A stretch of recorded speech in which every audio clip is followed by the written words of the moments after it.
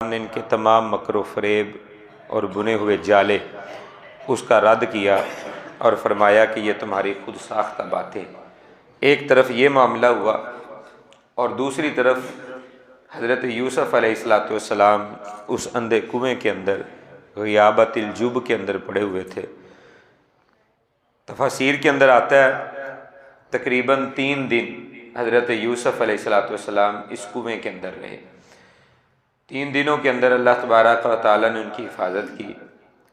بعض روایات میں یہ بھی آتا ہے کہ بھائیوں میں سے کوئی بھائی ان کے لیے کوئی کھانے کا انتظام بھی کر جاتا تھا، مختلف وقتوں کے اندر آتا اور کھانا پہنچا دیتا، کنویں کے اندر جو ہے نا کسی چیز کے ذریعے ان تک پہنچایا جاتا۔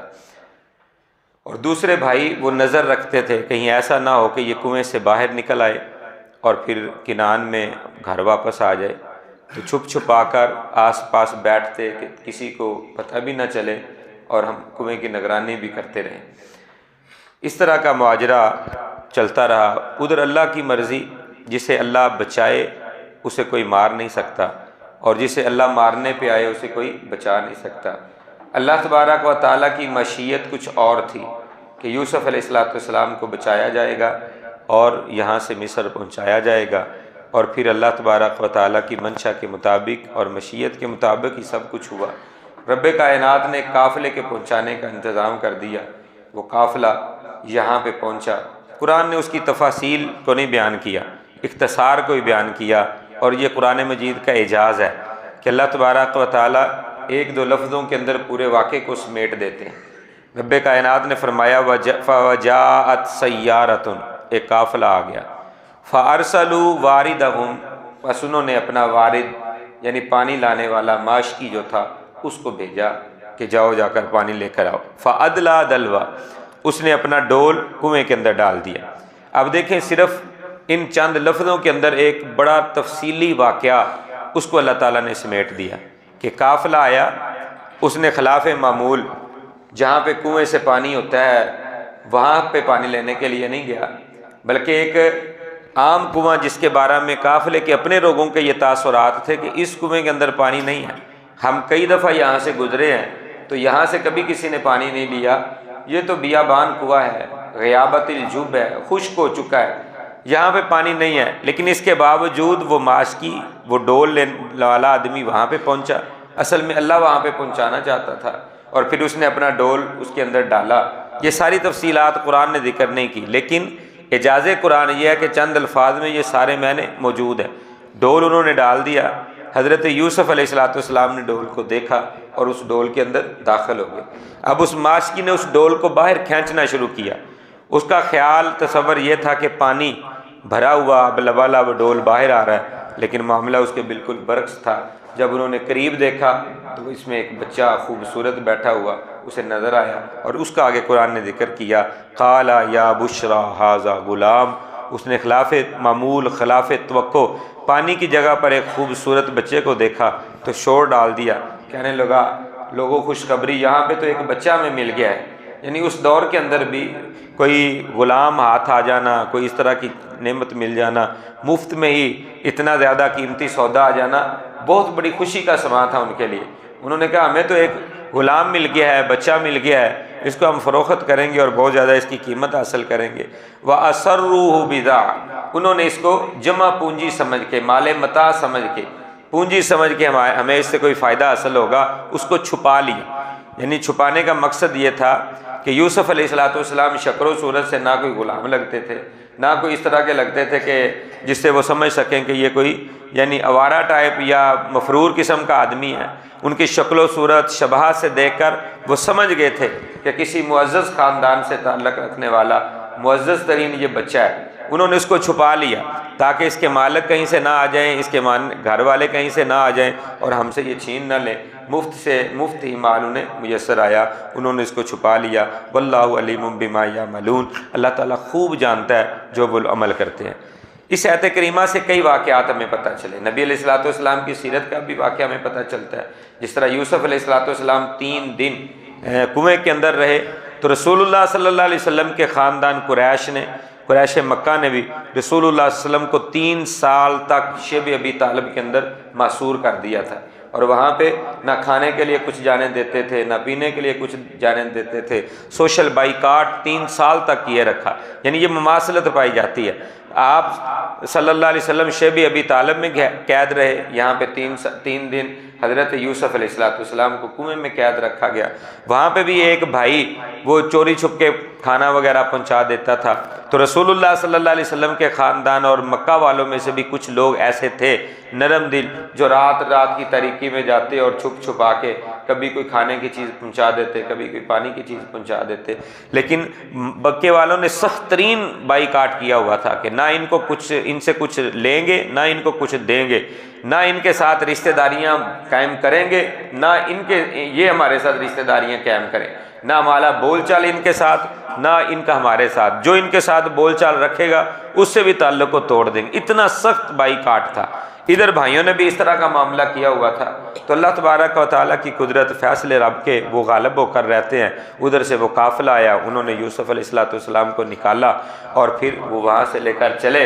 ادھر رسول اللہ صلی اللہ علیہ وسلم بھی مکہ میں بیت اللہ میں داخل ہوئے، اور آپ کو اللہ تعالیٰ نے بذریعہ وحی آگاہ فرما دیا تھا، وہ جو تم نے مقاطعہ کے لیے ایک لیٹر اور ایک تحریر لکھ کر بیت اللہ کی دیوار کے ساتھ چسپاں کر دی تھی کہ آپ رسول اللہ صلی اللہ علیہ وسلم بنو ہاشم کے ساتھ ہمارا مقاطعہ ہے، بائیکاٹ ہے، جاؤ جا کر دیکھ لو، وہ تمہاری لکھی ہوئی تحریر، وہ کاغذ کا ٹکڑا، اس کو کوئی اللہ کی مخلوق کھا گئی ہے، اس میں سوائے اللہ کے نام کے اور کوئی چیز باقی نہیں بچی، وہ بوسیدہ ہو چکی ہے۔ لوگوں نے جا کر دیکھا، کہا کہ یہ کیسے ہو سکتا ہے؟ جا کر دیکھا تو وہ بالکل وہ ٹکڑا جو لگایا ہوا تھا انہوں نے، وہ سارے کا سارا بوسیدہ ہو چکا تھا۔ کوئی لفظ اس میں اللہ کے نام کے علاوہ، بسمہ تعالی وہ لکھا کرتے تھے، اللہ کے نام کے علاوہ کوئی جملہ اس تحریر کے اندر باقی نہیں تھا، سارے کے سارے کو سیونک نے ختم کر دیا تھا۔ تو مختصراً یہ کہ اللہ جسے بچاتا ہے اسے کوئی مار نہیں سکتا، اسے نقصان نہیں پہنچا سکتا۔ اللہ کی رضا پہ انسان کو راضی اور خوش رہنا چاہیے۔ پھر اللہ تبارک و تعالیٰ نے اس کے بعد پھر آگے واقعے کو چلایا، وَشَرَوْهُ بِثَمَنٍ بَخْسٍ دَرَاهِمَا۔ جب یہ قافلہ لے کر نکلا تو پھر انہوں نے اس کو چھپا لیا جمع پونجی سمجھ کر۔ تو وہ بھائی جو تھے وہ چھپ چھپ کے جو دیکھتے تھے اور نگرانی کرتے تھے کہ کہیں کنویں سے یہ نکل کر پھر گھر نہ پہنچ جائے، انہوں نے جب قافلے والے کو دیکھا کہ انہوں نے وہاں سے نکال لیا تو وہ بھی پھر دوڑتے ہوئے آگے، کہتے ہیں جی ہمارا ایک غلام گم ہو گیا ہے، کہیں تم نے تو نہیں دیکھا؟ وہ ان میں سے ایک بندہ کہنے لگا ہاں ہمیں کنویں سے ایک بچہ ملا تو ہے۔ انہوں نے کہا وہ ہمارا غلام ہے۔ اور پھر یہاں پہ بات چیت اور مزید تفصیل کے ساتھ ہوئی، وہ ساری تفصیلات پھر قرآن نے ذکر نہیں کی۔ وَشَرَوْهُ بِثَمَنٍ بَخْسٍ دَرَاهِمَا۔ اللہ تبارک و تعالیٰ فرماتے ہیں انہوں نے اس یوسف کو، یعنی قیمت کیسی جو کھوٹی تھی، اور چند ایک سکوں کے عوض کے اندر حضرت یوسف علیہ السلام کو انہوں نے بیچ دیا۔ یہاں پہ علماء مفسرین نے 2 رائے قائم کی ہے۔ ایک یہ کہ یہ برادران یوسف نہیں تھے بیچنے والے، بلکہ قافلے والے تھے جنہوں نے جا کر مصر میں بیچا۔ لیکن صحیح بات یہی نظر آتی ہے کہ یہ کھوٹے سکوں کے عوض، چند درموں کے عوض، جس کی 20 اور بعض روایات کے مطابق 22 درہم تھے جو انہوں نے قافلے والوں نے انہیں دیے، یا جس کے عوض یوسف علیہ السلام کو بیچا گیا۔ پتہ یہ چلتا ہے کہ یہ برادران یوسف ہی تھے، کیونکہ جب مصر میں یوسف علیہ السلام کو بیچا گیا وہاں پہ تو بہت زیادہ قیمت ان قافلے والوں نے لی، اور وہاں پہ خریدار بھی عزیز مصر تھا، جس سے پتہ چلتا ہے کہ چند سکوں کے عوض عزیز مصر نے، بادشاہ وقت نے نہیں خریدا ہوگا۔ عزیز مصر ہے، بادشاہ اس وقت کا وزیر اعظم تھا، تو تھوڑی قیمت میں تو نہیں خریدے گا۔ بڑے لوگ چھوٹی چیز کو بھی مہنگے داموں خرید لیتے ہیں، تو یہ وہاں پہ ان کا کم قیمت میں خریدنا سمجھ نہیں آتا۔ صحیح بات یہی ہے کہ یوسف علیہ السلام کے بھائیوں نے جو ہے نا وہ اس قافلے کو بیچ دیا۔ اور پھر اگلے الفاظ مزید وضاحت کرتے ہیں، وَقَانُوا فِيهِ مِنَ الزَّاهِدِينَ۔ وہ اس میں بے رغبت تھے، انہیں ضرورت نہیں تھی کہ وہ یہ درم و دینار خریدیں، حالانکہ قافلے والوں کو تو ضرورت تھی، انہیں مفت میں مال ملا تھا، وہ تو چاہتے تھے کہ مال زیادہ ہمیں آ جاتا۔ لیکن یہ برادران یوسف ہی تھے، وہ چاہتے یہ تھے کہ یوسف کہیں کسی طرح یہاں سے چلا جائے، ان کو پیسوں کی ضرورت نہیں تھی، وہ یوسف کو اپنے باپ کے چہرے سے، اپنے علاقے سے دور کرنا چاہتے تھے، اس لیے انہوں نے یوسف علیہ السلام کو چند کھوٹے سکوں کے عوض فروخت کر دیا۔ یہاں سے ہمارے لیے سبق کیا ہے؟ ہمیں کیا پتہ چلتا ہے؟ ہمیں یہ پتہ چلتا ہے کہ حضرت یوسف علیہ السلام جیسا انمول ہیرا انہوں نے چند سکوں کے عوض فروخت کر دیا۔ ہیرے کی قدر نہیں کی، ہیرے کی قدر نہیں کی کہ اس کی قدر و قیمت کیا ہے، اس کی مول کیا ہے، انہیں اس چیز کا احساس نہیں ہوا، اور چند کھوٹے سکوں کے عوض انہوں نے یوسف علیہ السلام کو بیچ دیا۔ اللہ اکبر کبیرہ۔ آج بھی ہمارا یہی حال ہے، آج بھی یہی حال ہے۔ آپ دیکھ لیں علماء کو، روحانی اقدار ہماری کو، یعنی بحیثیت انسان علماء آج کے معاشرے کے اندر، اور اسی طرح روحانی جو اقدار ہیں ہمارے دین کا علم دین جو ہے، اور حاملین دین اسلام جو ہیں، ان کی معاشرے کے اندر کیا قدر ہے؟